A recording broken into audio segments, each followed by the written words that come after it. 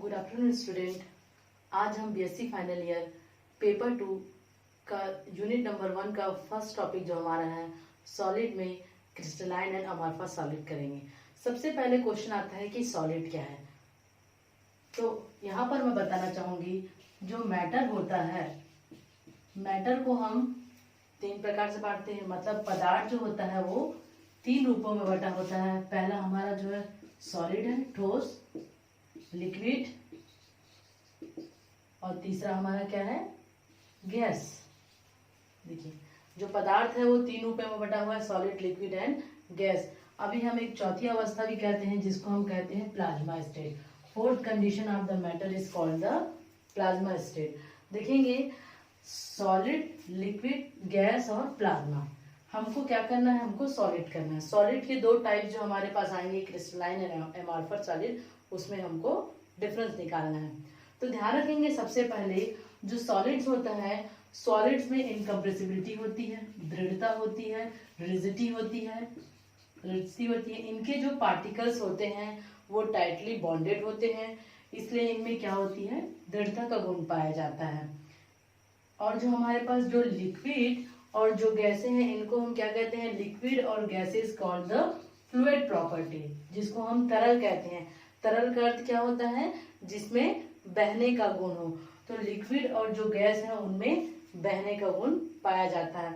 अब वो क्यों बहने का गुण पाया जाता है, क्योंकि इनके बीच में जो इनके एटम्स है, मॉलिक्यूल्स हैं, उनके बीच इंटरमोलिकुलर फोर्सेस क्या रहते हैं, वीक रहते हैं, फ्री रहते हैं। इसलिए ये क्या कर सकते हैं, फ्रीली मूव करते हैं। इनमें जो है वो फ्रीली, वो लूजली वो रहते हैं। इसमें जो सॉलिड है उसमें स्ट्रांगली टाइटेड रहते हैं, लेकिन लिक्विड और गैस में क्या रहते हैं, उनके मॉलिक्यूल्स जो है वो लूजली बंधे रहते हैं।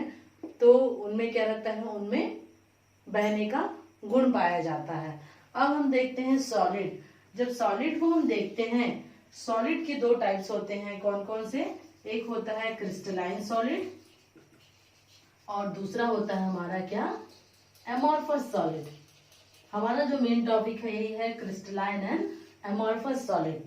तो आपके पास क्वेश्चन कैसे आ सकता है, क्वेश्चन आ सकता है क्या कि क्रिस्टलाइन सॉलिड को बताइए, या फिर अमॉर्फस सॉलिड, इसी को हम कहते हैं। और क्या कहते हैं, इसको हम कहते हैं ग्लासी सॉलिड्स।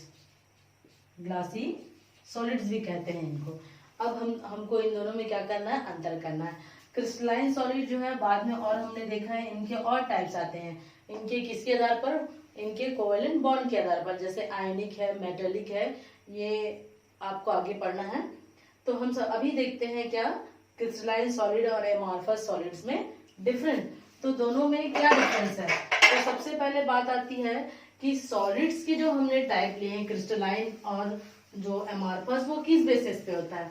तो क्रिस्टलाइन सॉलिड, क्योंकि हमने इससे पहले भी कहा है कि जो सॉलिड्स होते हैं, सॉलिड में प्रॉपर्टी होती है क्या, कि उनमें दृढ़ता होती है, अरेंजमेंट होता है रेगुलर, और उनमें क्या होती है, लॉन्ग रेंज होती है। उनके इंटरमोलिकुलर फोर्सेस में के बीच में उनके जो डिस्टेंस होते हैं लॉन्ग रेंज में होते हैं। इसी के आधार पर हम इनमें 2 टाइप करते हैं, क्या, क्रिस्टलाइन सॉलिड, और दूसरा हमारा आता है क्या, अमॉर्फस सॉलिड। ध्यान रखेंगे इसको हम क्या कहते हैं, रियल सॉलिड भी कहते हैं, और अमॉर्फस सॉलिड हमारा क्या कहलाता है, स्यूडो सॉलिड। स्यूडो मतलब जो सॉलिड तो है लेकिन सॉलिड नहीं है, या फिर इसी को हम क्या कहते हैं, सुपर कूल्ड लिक्विड। तो आपको कंपटीशन में एग्जाम में आ सकता है, सुपर कूल्ड लिक्विड क्या है, स्यूडो सॉलिड्स क्या होते हैं। तो जो हमारे अमॉर्फस या जो हमारे, इसी को हमारा नाम है क्या, ग्लासी सॉलिड्स हैं, उसी को हम क्या कहते हैं, स्यूडो सॉलिड्स भी कहेंगे, या फिर हम इसको सुपर कूल्ड लिक्विड भी कहेंगे। अब देखते हैं क्रिस्टलाइन सॉलिड्स की और क्या क्या प्रॉपर्टी है। जहां पर भी हम सॉलिड कहते हैं तो वहां पर क्या आता है, दृढ़ता आती है। क्रिस्टलाइन सॉलिड में हम देखते हैं जो हमारे जो मॉलिक्यूल्स हैं या एटम्स जो है वो क्या रहते हैं, 3 डायमेंशनली, वो पीरियोडिकली क्या रहते हैं, अरेंज रहते हैं, और एक निश्चित डिस्टेंस के बाद में जो कि हम कहते हैं लॉन्ग डिस्टेंस रहता है, उसके बाद में वो अपनी पीरियोडिसिटी को क्या करते हैं, रिपीट करते हैं। इसका मतलब अगर हम एक लाइन में कहें तो ये क्या कहते हैं, रेगुलर शेप्ड रहते हैं, रेगुलर मैनर में क्या रहते हैं, ये शेप्ड रहते हैं। ये क्या रहते हैं, अनरेगुलर रहते हैं, अनरेगुलर। और क्या होती है इसमें, पीरियोडिसिटी पाई जाती है। जो एटम्स हैं उनका जो अरेंजमेंट है थ्री डायमेंशनल में क्या रहेगा, वो पीरियोडिकली क्या होगा, रिपीट होगा, पीरियोडिकली रिपीट होगा एक समय के बाद। दूसरा इनमें प्रॉपर्टी क्या रहती है, मेल्टिंग पॉइंट का। It has a sharp melting point.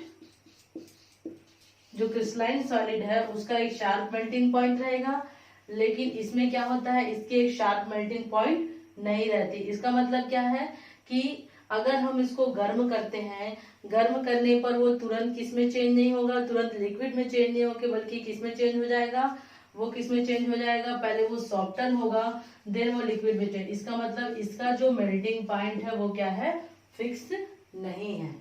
तीसरी चीज देखते हैं हम, क्लीन क्लीवेज। क्लीन क्लीवेज इसका मतलब क्या है, अगर हम इस क्रिस्टलाइन को क्या करते हैं, काट देते हैं, तो जैसे ही हम क्रिस्टलाइन स्ट्रक्चर को या क्रिस्टल को काटते हैं जो कि क्रिस्टलाइन है, अगर उसको हम काटते हैं तो उसका क्या होता है, उसको हमारे को प्लेन सरफेस मिलता है। अगर हम किसी एमॉर्फस को काटते हैं तो वहां पर हमको क्या मिलता है, रफ सरफेस मिलता है। चौथा पांचवा इंपॉर्टेंट हमारे पास है, ये क्या होते हैं, एनाइसोट्रोपिक होते हैं।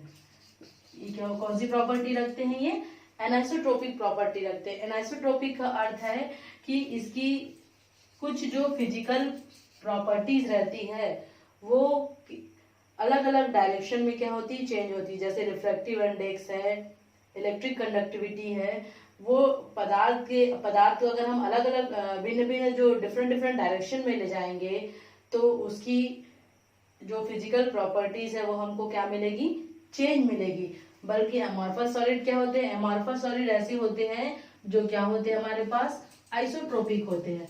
आइसोट्रोपिक होते हैं मतलब इनकी जो फिजिकल प्रॉपर्टीज है वो क्या रहती है, समान रहती है। इस क्यों समान रहती है भी समझिए, क्योंकि इनके जो मॉलिक्यूल्स है वो डिसऑर्डर में रहते हैं। इनकी जो मॉलिक्यूल्स है वो रेगुलर ऑर्डर में नहीं रहते बल्कि इरेगुलर मैनर में रहते हैं। इसलिए अगर हम उनको क्या करते हैं, किसी भी डायरेक्शन में ले जाए तो उनकी फिजिकल प्रॉपर्टी में कोई चेंजेस नहीं आती है। क्लियर हो रहा है आपको। इसको हम किसके द्वारा समझ सकते हैं, हम इसको एक डायग्राम के द्वारा समझ सकते हैं जिसमें हम, और इसके एग्जाम्पल क्या है, क्रिस्टलाइन सॉलिड्स के आपके एग्जाम्पल में आएंगे क्या, आपके आएंगे जैसे सॉल्ट है, नमक है और क्या आएगा, शुगर आएगा। इसके अलावा और क्या आएगा, जितने आपके मेटल्स है, नॉन मेटल्स हैं, वो सब आपके किस में आएंगे, क्रिस्टलाइन सॉलिड्स में आएंगे। एमॉर्फस में क्या आएंगे, एमॉर्फस में यदि हम यहाँ पर देखते हैं क्वार्ट्ज हमारा क्रिस्टलाइन है, तो क्लासिक क्वार्ट्ज जो है, quartz as a glass form में जो क्वार्ट्ज है वो क्या होगा, एमॉर्फस होगा। इसमें और हम और क्या ले सकते हैं, इसमें हम ले सकते हैं रबड़, प्लास्टिक, ये हमारे सब किस में आएंगे, एमॉर्फस सॉलिड में आएंगे।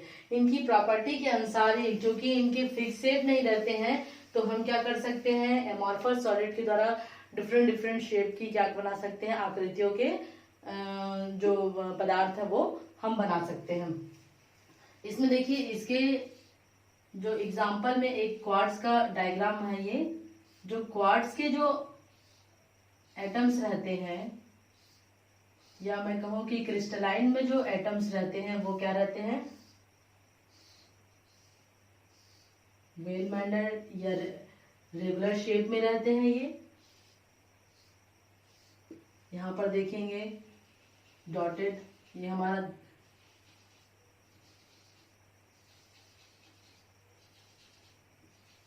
इनके बीच में ये दूसरा एटम्स है क्रिस्टल में। ये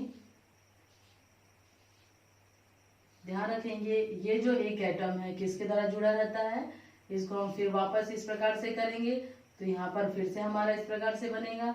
तो ये तीन अपने इससे किससे जुड़ा रहता है, तीन उससे ये जुड़ा रहता है।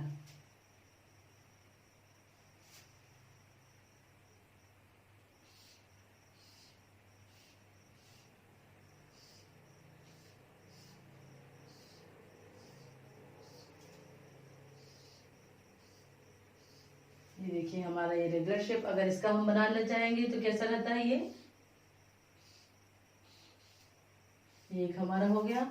दूसरा हमारा किस प्रकार से हो जाएगा, दूसरा हमारा निकल के इधर से हो जाएगा। देखो यहाँ हम इसको ऐसे भी ले सकते हैं, ये इस प्रकार से हो जाएगा। इसका मतलब क्या है, ये वेल शेप्ड नहीं रहते हैं, ये क्या रहते हैं, ये इरेगुलर मैनर में रहते हैं, एक रेगुलर मैनर में ये शो नहीं करते हैं। क्लियर हो रहा है। ये जो रहता है इनके जो मॉलिक्यूल्स है, इनके मॉलिक्यूल्स या इंटरमॉलिक्यूलर जो डिस्टेंस रहता है वो लॉन्ग रेंज में रहते हैं, और इनके जो इंटरमॉलिक्यूलर डिस्टेंस है वो जो क्या किसमें रहते हैं, शॉर्ट रेंज में रहते हैं। तो आई होप आप लोगों को ये टॉपिक समझ में आया होगा। आप इसको समझने के लिए जो है एनसीईआरटी की 12th की केमिस्ट्री की बुक देख सकते हैं, जिसमें आपको ये और अच्छे से समझ आ जाएगा। क्योंकि आपको इसमें जो क्वेश्चन आएंगे 3 नंबर के क्वेश्चन आ सकते हैं कि differentiate between crystalline and amorphous solid, और आप जब आपके पास अंतर आए तो आप 3 ही ना लिखेंगे बल्कि 3-4 ऐसे आप और डायग्राम के द्वारा उसको क्या करेंगे, एक्सप्लेन करेंगे। Thank you very much.